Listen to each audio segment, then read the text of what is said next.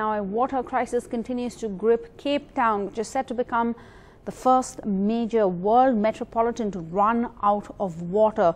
And stringent water measures that have been put into place from today mean that only 50 litres of water per person per day will be allowed. The city is just desperate to avoid what is being called as day zero.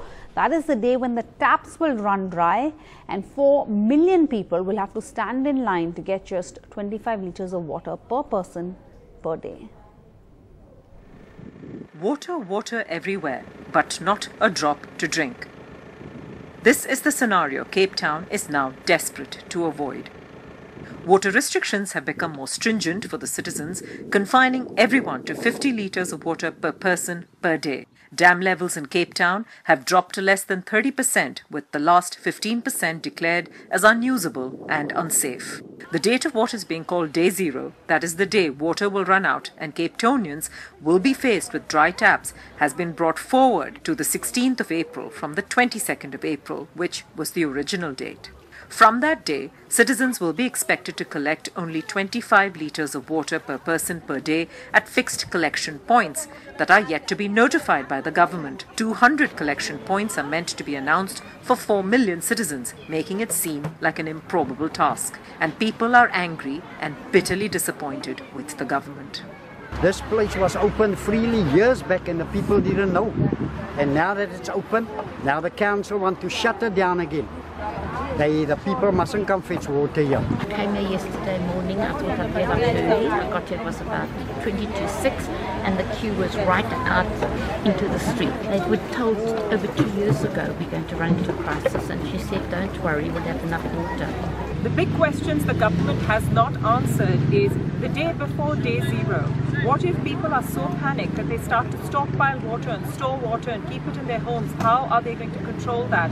And the next question is the day after ground zero. Although the city is going to have 200 collection points for people to queue up and get water, where are they going to park their cars? How are they going to get there? What about people without transportation? What about the elderly, the infirm, the sick? How are they going to carry the 25 litres that will be allotted per person? Apart from the discomfort to regular citizens, the water shortage is already hitting the economy hard.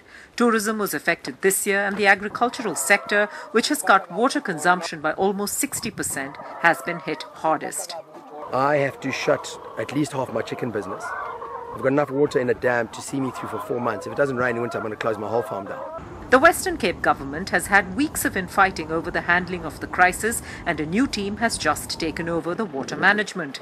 They hope to get water from certain underground aquifers and desalination plants to mitigate the crisis, but these might not come online in time to stop day zero. And now there is even confusion over whether taps will actually be shut off by the government after massive citizen protests. Cape Town has doubled in its population size in the last decade, and development is increasing day by day, putting further pressure on resources. The winter rainfalls failed for almost like a 3-year cycle, causing the worst drought in the Western Cape in the last 100 years. And with all these water restrictions now in place, if residents don't cut down on water consumption, chances are we could hit ground zero sooner rather than later. This is Swati Tyagarajan in Cape Town for NDTV 24/7.